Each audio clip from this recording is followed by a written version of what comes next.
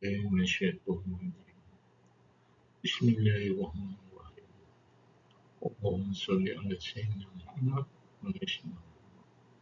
Assalamualaikum warahmatullahi wabarakatuh.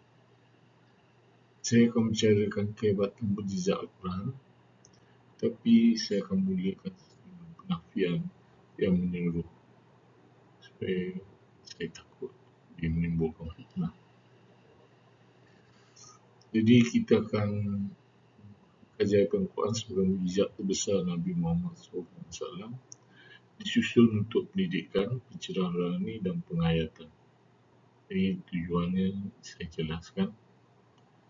Apabila kita sebut mukjizat, maka apabila kita ambil satu Quran bersama Osmani umpamanya, kita akan bercakap 640 surat.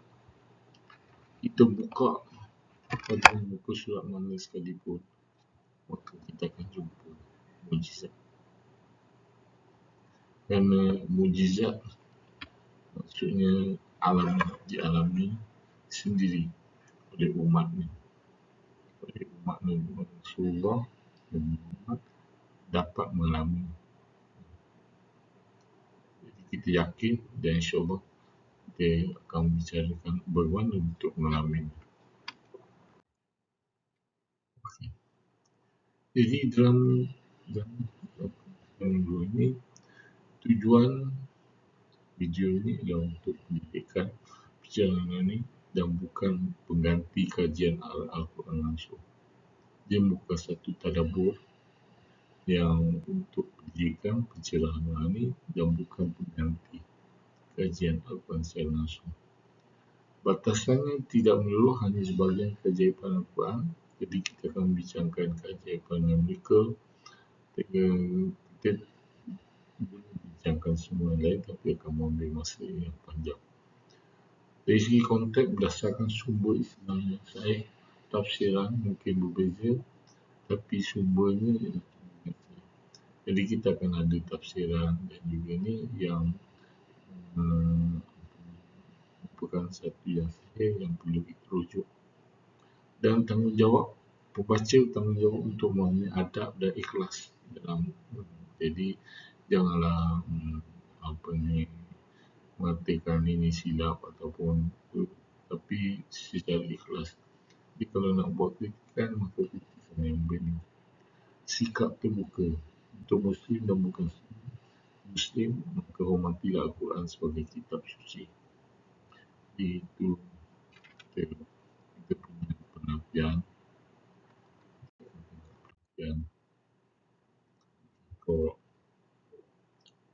Mukjizat Al-Quran ialah kalam Allah, mukjizat abadi. Jadi mukjizat ni tidak akan berubah. Nampak kerana kita ada constant. Constantnya ialah pemalar. Contohnya 114 surah, 30 juz. Itu semua ada sebab kenapa, dan apabila kita bertanya kenapa, bagi apa dan juga apa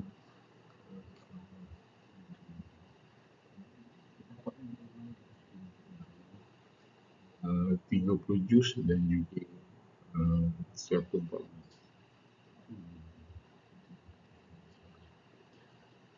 Dia merangkumi keindahan bahasa, kebenaran sains, panduan moral.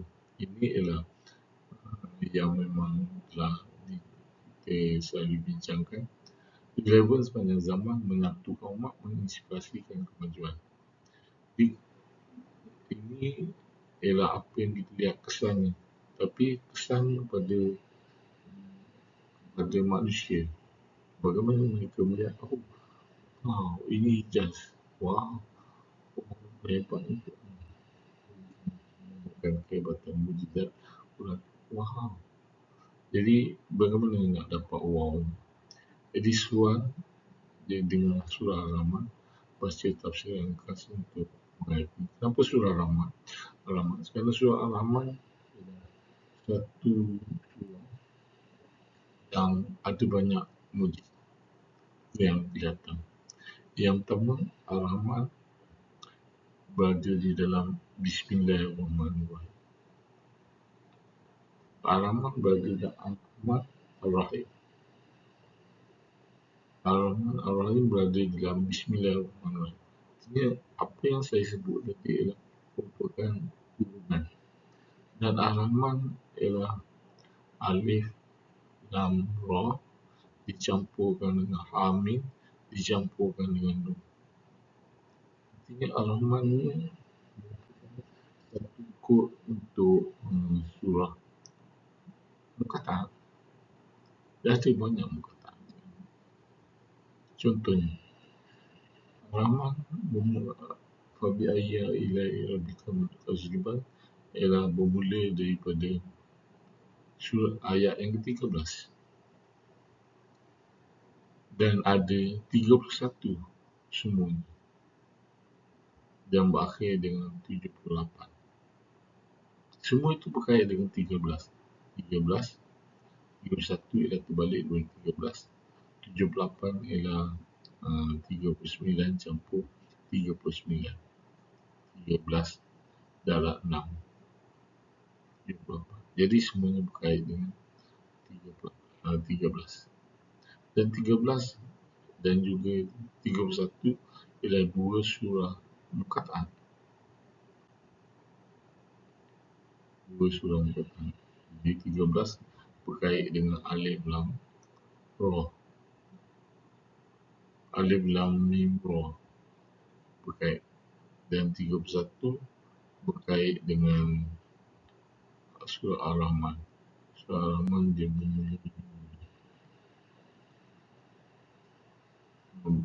berkait dengan Amin. Amin ialah surah 40, surah 26.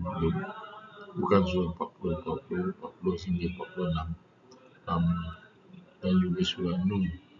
Ar-Rahman berkait dengan surah Nun yang merupakan surah 68. Surah yang ke-29.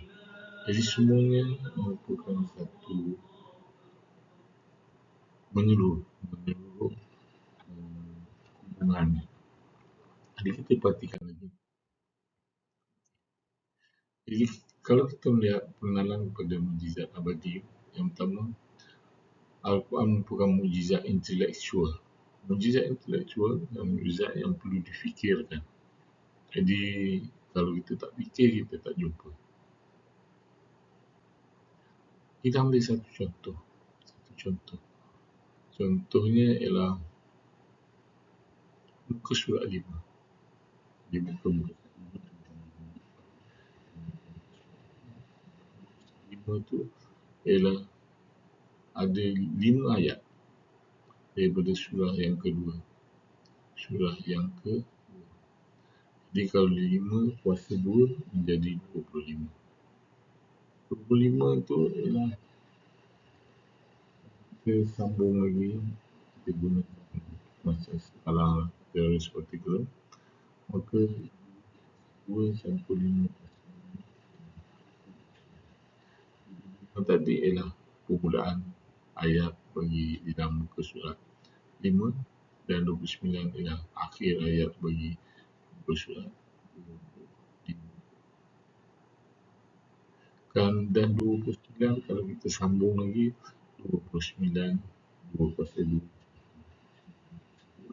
kita akan dapat 85 itu ialah surah bilangan surah bukan perkataan.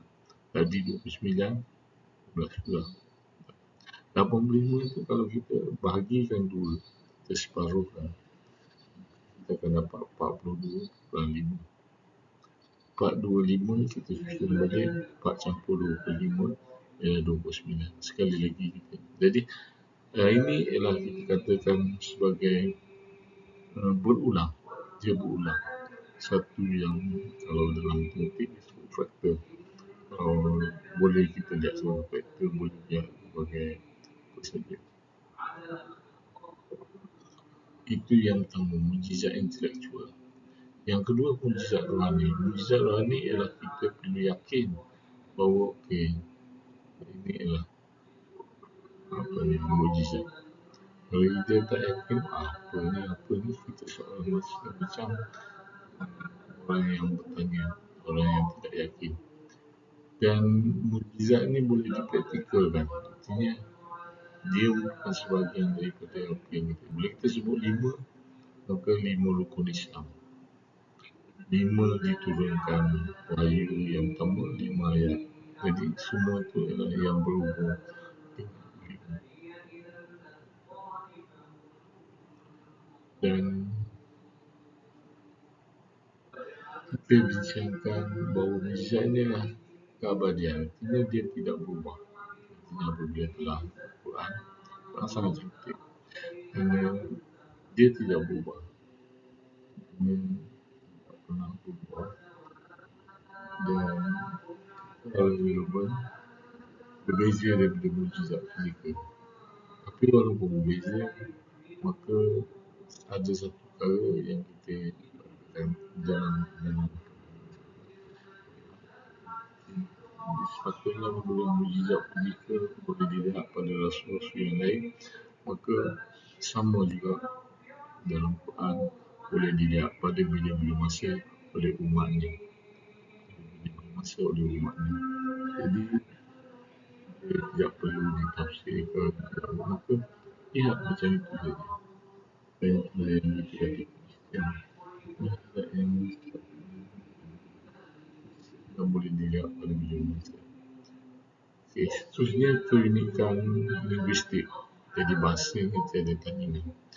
Bahasa, begitu bahasa memberi makna. Yang universal ialah bahasa matematik. Bahasa matematik bercakap sebagai tauhid. Maka tauhid maksudnya satu. Jadi satu itu kembali pada surah surah Al-Ikhlas dikatakan sebagai satu. Jadi satu itu tauhid ahad, qul huwallahu ahad, Allahu samad. Dan yang menariknya ialah ayat yang kedua pun Allahu samad, tapi Allah yang pertama sebut Allahu ahad ialah,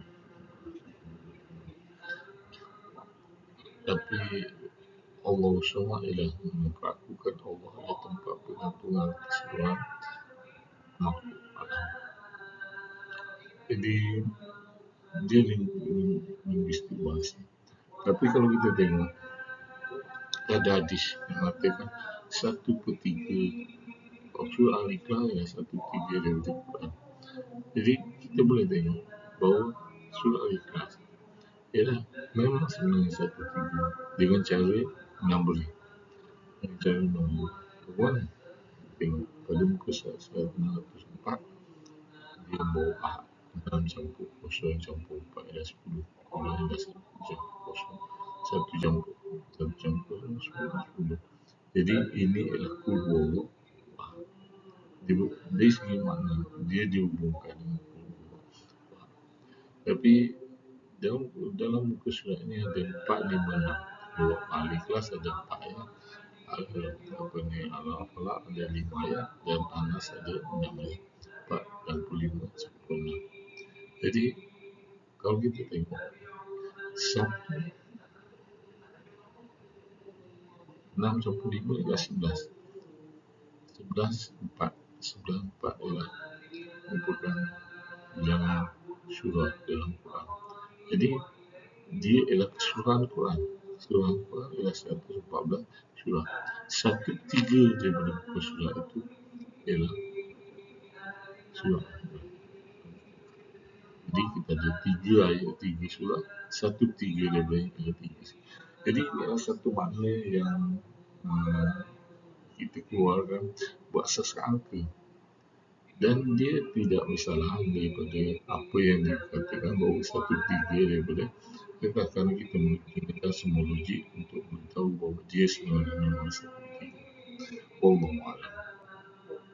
Jadi dari segi itu maka pelestarian dijamin oleh Allah. Jadi surah Al-Jin ayat yang ke-9 terima di hafalan.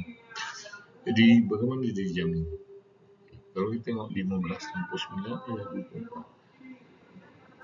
Dan 2/4 ialah 2/4 ialah 6. 6 ialah 6 masa. Tapi 6 juga adalah 1/1/4. 6. Maka jika kita melihat kaitannya di antara ayat surah dan juga ayat. Maka kita akan jumpa dia berkait kembali kepada Quran. Maka kembali kepada Quran ini tunjukkan bagaimana dia dijamin. Surah 15 ada 99 ayat. Jadi di 99 campur 15 adalah 114. Sekali lagi kita akan jumpa dia merupakan Quran. Jadi bagaimana dia dijamin? Maka dia dijamin angka begitu demikian dia dijamin. Dan kemudian 9 campur 9 ialah 18. Surah 18 kita ada 110 ayat. Dan Tuhan menjamin bahawa inilah ayat surah yang tidak berikut. Alhamdulillahillazi anzala Nabi.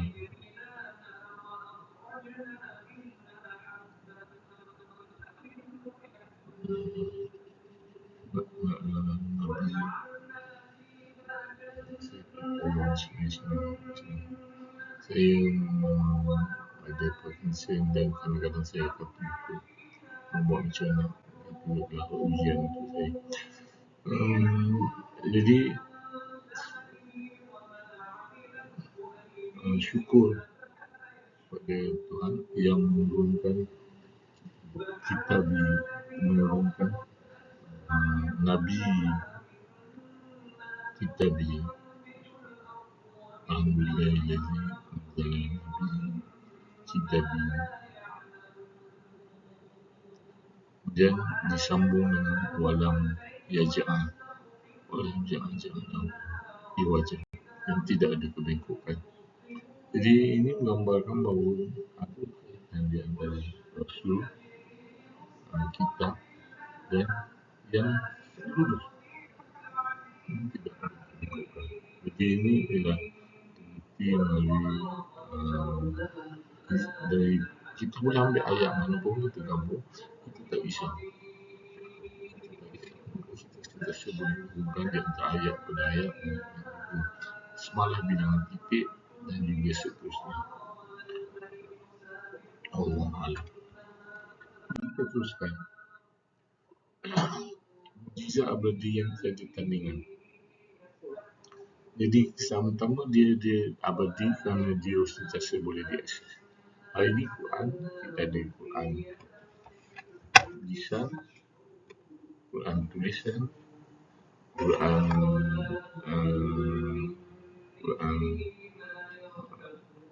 aplikasi dan bermacam jenis Quran. Dia boleh diakses. Kejayaan bahasa dia melampaui kefasihan puisi Arab. Jadi puisi Arab ini kita boleh baca satu surah, maka kita akan jumpa dia sangat menarik. Okay, kita ambil surah Watin. Problem dia bukan satu surah sumpah, 3 sumpah dimulakan. Watin wa zaitun wa turisin wa hazal. Tapi kalau kita ambil 3 sumpah tersebut, maka Watin adalah surah yang ke-95, Waktu adalah surah 52, dan Wahazal Waladil Amin Waladil ialah surah yang ke-90. 95 campur 52 campur 90 ialah menjadi 237. 237 ini bersambung dengan surah yang kedua, surah yang ketiga dan surah yang ketujuh, di mana dia merupakan 3 surah perkataan yang awal. Tapi kalau kita teruskan, maka kita akan jumpa ini berkaitan. Contohnya kita ambil 3 wahyu yang awal. 3 wahyu awal adalah surah Al-Alaq, surah Al-Qalam dan surah Al-Muzammil. Jadi 96 campur 68 campur 23. Sekali lagi kita dapat 2, 3. Ini kita nampak sebagai pola. Pola adalah sesuatu yang kita sentiasa boleh lihat. Artinya pola itu tanda-tanda kebesaran Tuhan. Pola ini adalah sesuatu yang berulang. Jadi sesuatu yang berulang. Contohnya kita lihat siang dan malam. Kita melihat bahawa pengulangan kejadian manusia. di mana pengulangan ni ialah daripada Al-Arab. Jadi apa ni, Islam kemudian Arab yang berulang-ulang menimbulkan generasi. Dan begitulah seterusnya. Jadi semuanya boleh dikaitkan. Dan ayatnya ialah melampaui puisi Arab. Kalau gitu.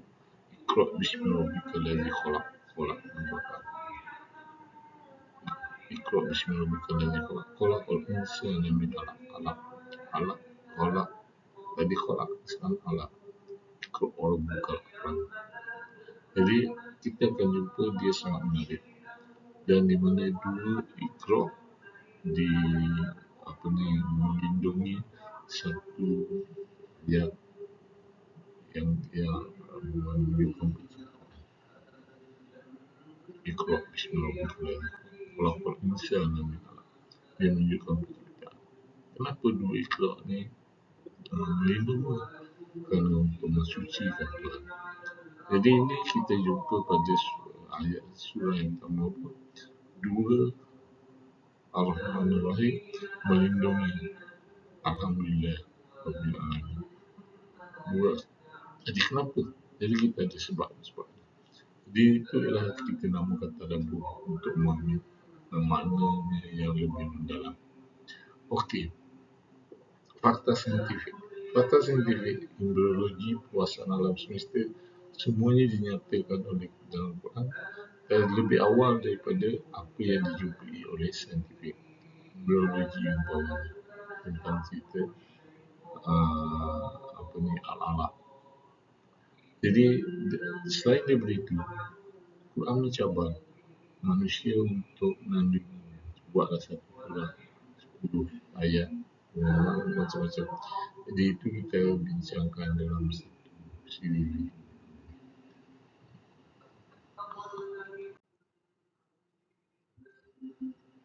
Sejarah pengenalan, pelestarian dan kesan peradaban. Jadi penggunaan Quran sangat hebat kerana dia bermula daripada beransur-ansur 23 tahun daripada Mekah pada Madinah. Dan sangat hebat. Dan dia adalah berkait. Contohnya, surah Mekah ada 86 ayat. 86 surah. Surah Madinah ada 28 surah. 86 campur 86 ialah 114. Tapi 2886 digabungkan, maka kita tindihkan secara logik, kita ambil tindakan, maka kita akan dapat 286. 286 adalah satu pola. Yang kita jumpa dalam surah Al-Baqarah, kita jumpa juga dalam surah Al-Aqlah. Dan surah Al-Aqlah wahyunya ialah wahyu kedua, surah ke-68. Terbalikkan 268 jadi 286. Kita nampak 286. Dan begitulah, kita ada banyak lagi yang lain. Jadi kita tunjukkan 237 sama juga. Kita boleh tunjukkan yang lain banyak lagi. Tapi kita membincangkan konsep mukjizat sekarang. Pelestarian ialah di mana Quran bermula daripada turunan dia sebagai Quran lisan. Kemudian barulah berubah menjadi Quran tulisan. Dia bukan Quran tulisan dulu baru menjadi Quran lisan. Quran lisan menjadi Quran tulisan. Lisan ini dihafal melalui hafalan dan selepas itu baru ditulis. Jadi ada ceritanya, kisahnya.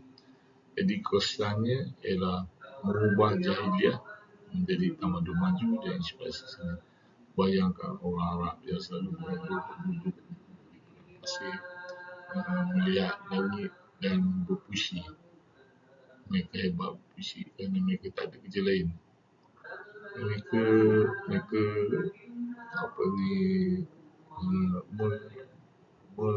mengalu-alukan puisi. Oleh itu, kerana itu puisi apabila datangnya Quran, maka mereka tercengang-cengang. Bayangkan Quran menceritakan Alif Lam Mim. Jadi kenapa tiba-tiba ada Alif Lam Mim sampai sekarang? Kita kata Alif Lam Mim tidak merupakan satu misteri. Tapi dalam perbincangan saya, kita akan jumpa kenapa dan supaya kita boleh membincangkan apa maksud Alif Lam Mim.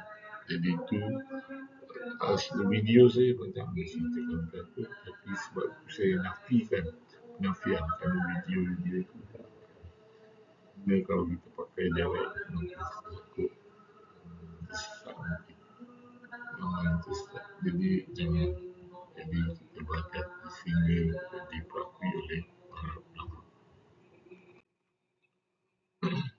Okey, ialah bunyi keunikan struktur, kesan psikologi dan cara balik.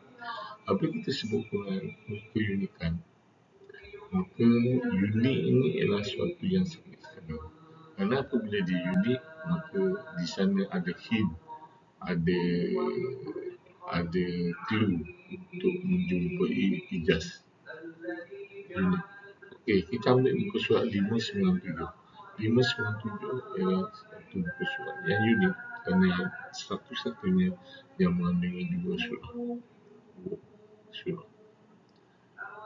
Dua surah ini menyebabkan bila kita lihat, maka dia ialah surah yang 95 dan surah 96. Separuh daripada 95 adalah 9.5. 9.5 adalah separuh daripada 19.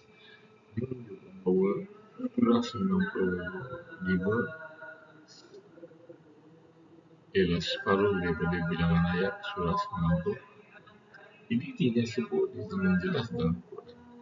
Oh ya yang zaman mulai ila qulida nisbahu aw yanqus minhu qulida. Jadi separuh ini tidak diterjemahkan sebagai ayat matematik dan tidak dilihat sebagai matematik, sebaliknya disambungkan sebagai bangun malam untuk tajuk. Bangun malam untuk tajuk betul, tapi makna matematiknya juga betul. Jadi kedua-dua ini akan bergabungkan untuk memahami Quran dengan lebih baik. Okey, apabila kita melihat separuh, maka separuh itu adalah simetri. Kalau kita ada separuh, maka kiri dan kanan ialah simetri. Kerana itu separuh satu konsep yang sangat hebat, di mana simetri ini bukan maksud simetri cermin, tapi maksud simetri spiral sebagaimana cengkerang matras dan juga putaran-putaran yang lain. Jadi simetri ini banyak konsep. Jadi apabila kita melihat Quran membuka ruang mentadabbur pada konsep-konsep yang lebih luas. Jadi yang kedua ialah kefasihan kesan bunyi ataupun tajwid. Tajwid satu yang sangat penting. Kerana itu Quran bermula daripada lisan dan baru tulisan. Jadi tulisannya terpaksa menggunakan harakat dan juga lain untuk menjelaskan tentang tajwid. Tapi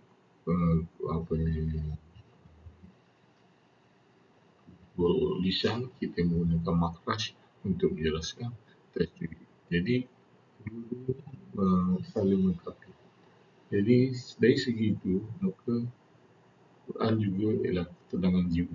Yang kita baca Quran dan kita mula memahami, maka Quran ni jabatan Quran. Jadi kita, sebab itu saya mengajak tuan-tuan dan puan-puan tadabbur Quran pada peringkat supaya memahami ini ialah ijaz yang secara instan boleh dilihat secara terus. Jadi ada banyak sekali. Jadi kerana itu kita akan ambil satu set yang buat video yang ringkas. Pada mulanya saya membuat blogspot dan lepas itu saya membuat YouTube dan sekarang saya membuat secara langsung untuk saya bercakap sendiri.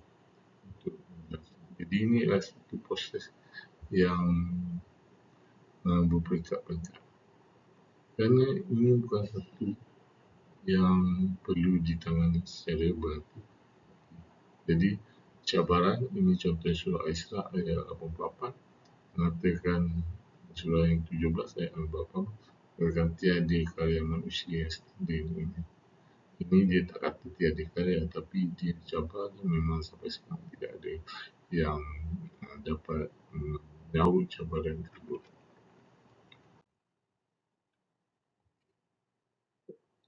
Kesesuaian dengan fitrah dan panduan manusia. Ini perkataan dunia akhirat. Jadi kita perhatikan dunia dan akhirat ada 115 kali dalam Quran. Kita menjawab pengulangan keadilan, juga hukum warisan perkahwinan, keadilan sesama. Jadi dari segi itu dia merupakan lengkap.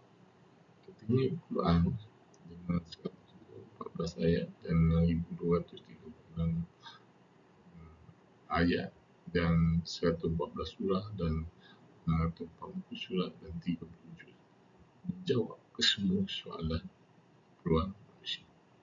Jadi ini merupakan satu kehebatan, satu yang sangat hebat.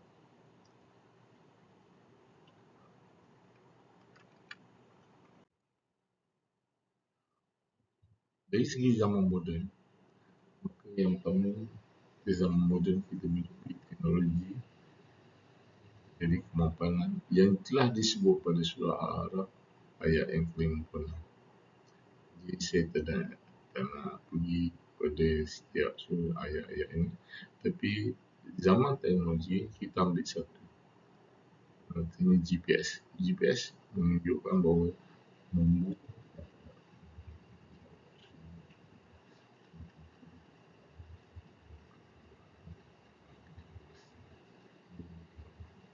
kalau itu dibuat oleh manusia, maka tentunya Quran menggunakan lampu lebih hebat daripada apa yang pernah dan lebih awal, tapi orang ramai yang tidak menyedarinya.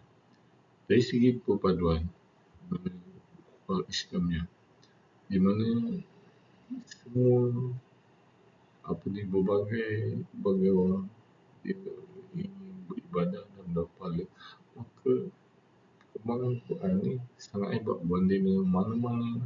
Maka dia ada bermacam-macam terjemahan, bermacam-macam apps, macam-macam tafsir yang tidak akan habis. Kerana satu dorongan ialah sebab untuk beribadah, mendekatkan diri dengan Tuhan. Jadi saya juga berada bersama-sama untuk menjaga ukhuwah Islamiah, dan saya memperkenalkan Eastern Ijaz, di mana ini merupakan satu novelty, satu inovasi, satu inspirasi di mana tapi saya berhati-hati, saya mulakan dengan penafian. Jadi saya nafikan dulu supaya tidak menjadi satu fitnah sebagaimana apa yang berlaku pada Rashad Khalifah belum menjumpai COVID-19.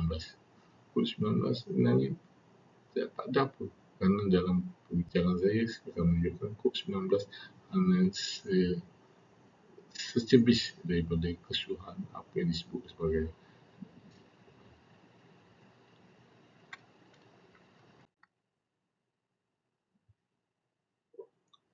kita melihat secara global. Quran merupakan satu healing, satu penyembuhan, satu ruqyah, dan Quran merupakan satu identiti untuk tauhid, solat dan hafalan Quran. Itu identiti orang Muslim. Quran untuk kemanusiaan, keadilan, kasih sayang. Jadi ini ialah apa yang kita sebut sebagai semuanya sebagai uh, korelasi. Ini semua secara harmoni. Artinya tidak ada kebegokan, tidak ada, dia secara harmoni.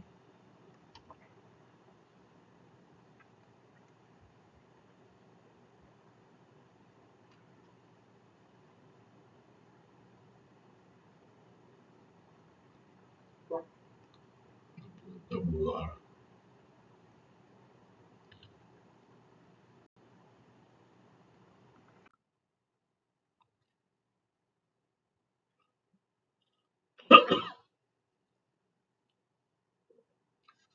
Kita memerlukan transformasi. Artinya apa yang kita ada Quran hari ini sepatutnya perlu dilihat sebagai kerana kita mempunyai peluang yang lebih baik. Kita mempunyai data, kita mempunyai number, kita mempunyai apa semua teknologi, kita mempunyai sains yang menyebabkan intelektual kita terasa melampaui daripada apa yang berlaku ketika zaman Rasulullah.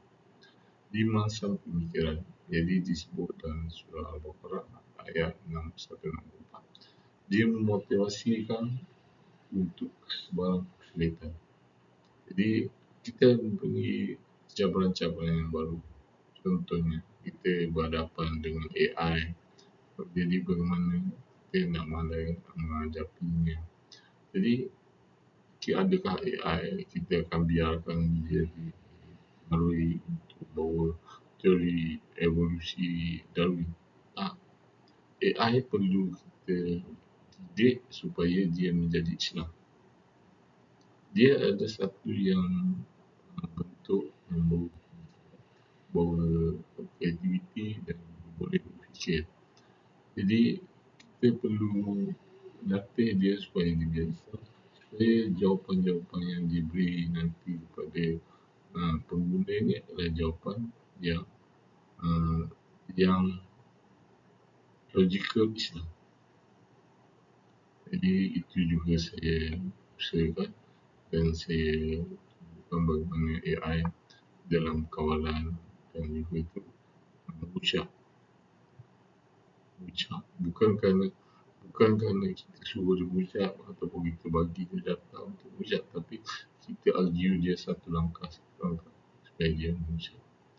Jadi transformasi ini dibawa oleh Umar bin Khattab ketika dia mencadangkan bahawa Quran ialah sesuatu yang perlu dikekalkan, ditulis dan perlu ada satu standard.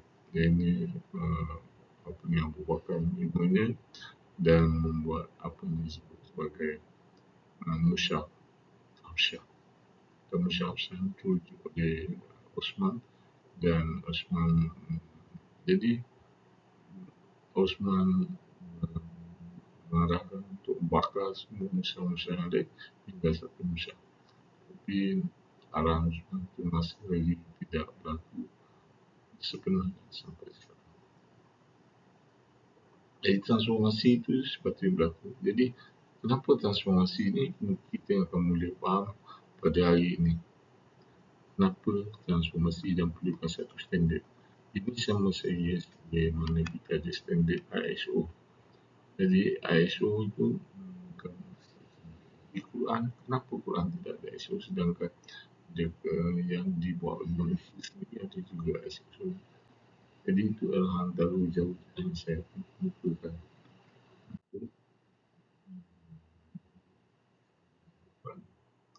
Okey. Jadi dalam perbincangan kita dari segi Quran, maka kita satukan ilmu keadilan sosial dan persepsi global. Jadi ilmu sastra, sains, hukum, falsafah satu. Jadi Quran boleh menjawab semua ini. Yang kedua, kita melindungi golongan lemah. Ini surah An-Nisa ayat 2. Di mana apa ni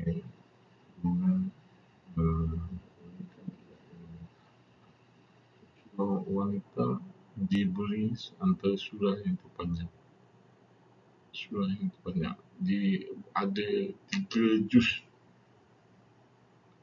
Okey, juz 1, juz 2, juz 3 ialah berkait dengan surah Al-Baqarah. Dan juz 3, juz 4, juz 5 berkait dengan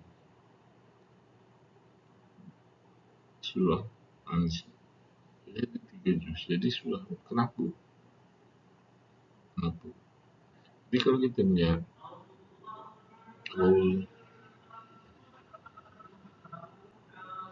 kita melihat kesusahan ni, ini ada sebenarnya ada satu ijaz.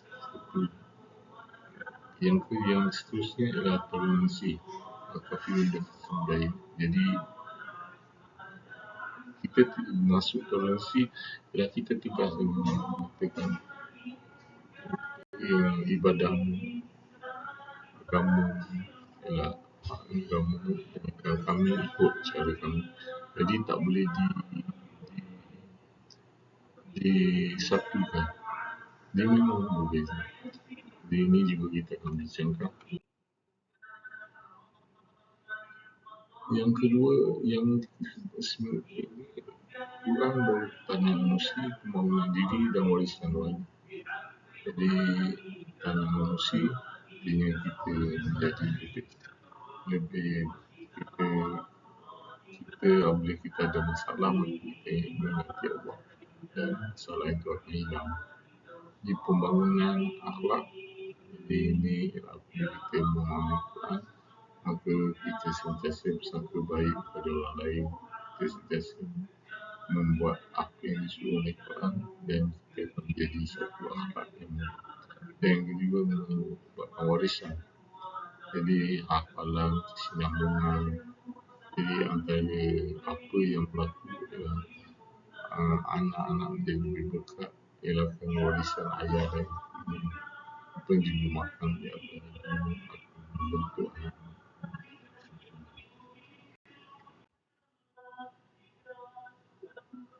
Kita melihat Quran membawa ekologi, kepimpinan dan etika. Jadi ekologi kerana kita sebut sebagai khalifah di bumi yang menjaga bumi. Kepimpinan kerana kita membuatkan keadilan, mesyuarat.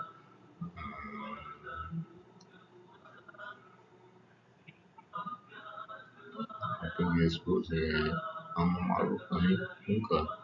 Dan etika digital membuatkan kita lepas kejujuran, privasi dan yang lain.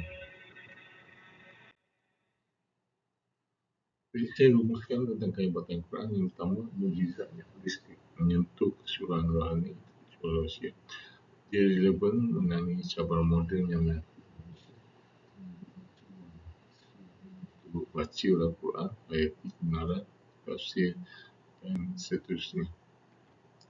Jadi kita dah habis dan saya akan export. Kita ada 42 minit video ni dan video ni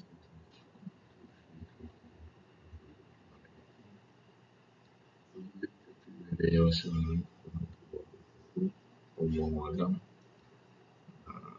Setelah Allah Azim. Nah, kita kata Tuhan. Jadi kita membenarkan kata Tuhan dan kita tasbih. Subhanallah, walhamdulillah, wa la ilaha illallah. Sekian, terima kasih. Assalamualaikum.